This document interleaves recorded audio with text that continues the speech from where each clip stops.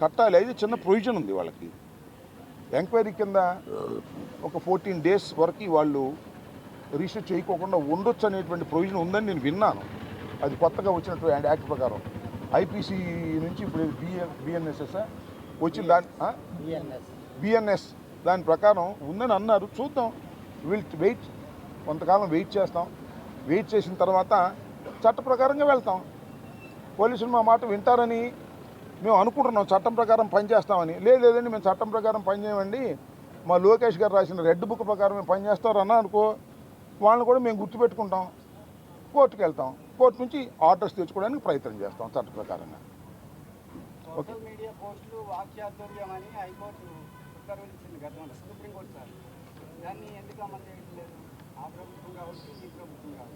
సరే, ఆ ప్రభుత్వం సంగతి ఎందుకులే, మేము ఊడిపోయి ఉన్నాగా. ఇప్పుడున్న ప్రభుత్వం సంగతి చెప్పు. మరి వాక్ స్వాతంత్రం అంటే బూతులు తిట్టడం వాక్ స్వాతంత్రమా అన్నాడు చంద్రబాబు నాయుడు గారు. మరి అయ్యా నేను అడుగుతా ఉన్నాను, బూతులు తిట్టడం వాక్ స్వాతంత్రం కాదు.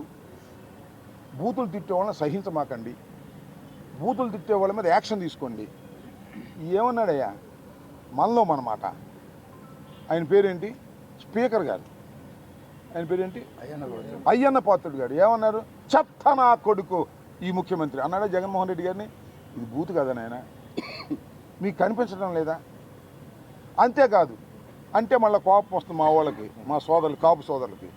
ఏమన్నాడు పవన్ కళ్యాణ్ గారు? చెప్పు తీసి వైఎస్ఆర్ కాంగ్రెస్ పార్టీ ఎమ్మెల్యే కాపు నా కొడకల్లారా చెప్పు తీసి కొడతా అన్నాడా లేదా? ఇది బూతు కదా? దీని మీద యాక్షన్ ఉండదా? అంటే మా వాళ్ళు ఎక్కడ పొరపాటున బూతు మాట్లాడితే మమ్మల్ని గొంతు నొక్కేస్తారా, జైల్లో పెట్టేస్తారా, నెల తరబడి తిప్పేస్తారా? మీకు ఒక ప్రత్యేకమైన చట్టం ఉందా? నాకు తెలియక అడుగుతున్నా. ఇవాళ నేను చూసా, ఇందాక ఎక్కడో ఆర్జీవి గారు సినిమా తీసా అంట. దానిలో మన ఆయన పేరు ఏంటండి, చంద్రబాబు నాయుడు గారి అబ్బాయి లోకేష్ ఏదో వ్యంగ్యంగా పెట్టాడంట, పప్పను గిప్పను. దానికి కోపం వచ్చేసి ఇప్పుడు ఇంటి చుట్టూరు ఉన్నారు పవన్ కళ్యాణ్, ఏది మన ఆర్జీవి గారి ఇంటి చుట్టూ ఆయన పట్టుకొచ్చేసి అరెస్ట్ చేసేద్దామని.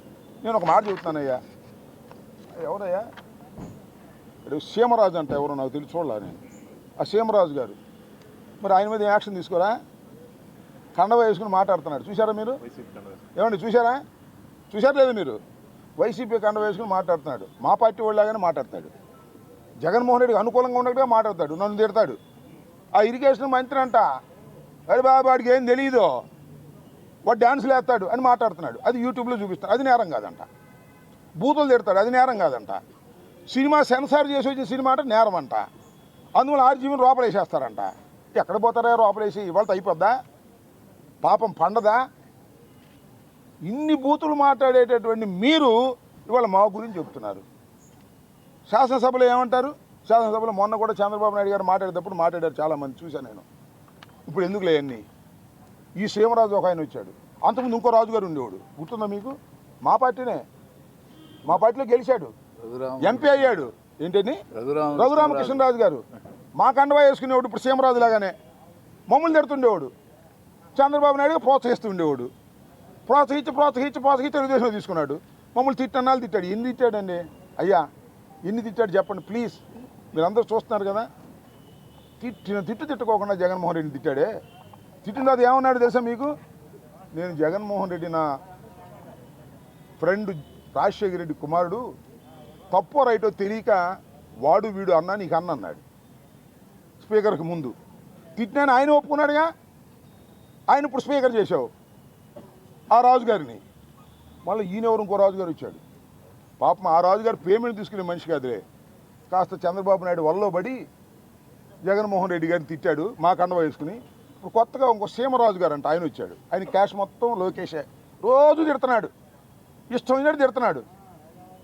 దానికి సెన్సార్ లేదు. ఆర్జీవీని అయితే లోపలేస్తారు, సీమరాజుని అయితే నెత్తిని పెట్టుకు పొగుడుతారు. ఎక్కడ పోయే కాలం వచ్చిందా? మీరు ఏది నాకు అర్థం కాల. ఇవాళతో అయిపోతాయా రాజకీయాలు? నేను మనవి చేస్తున్నా.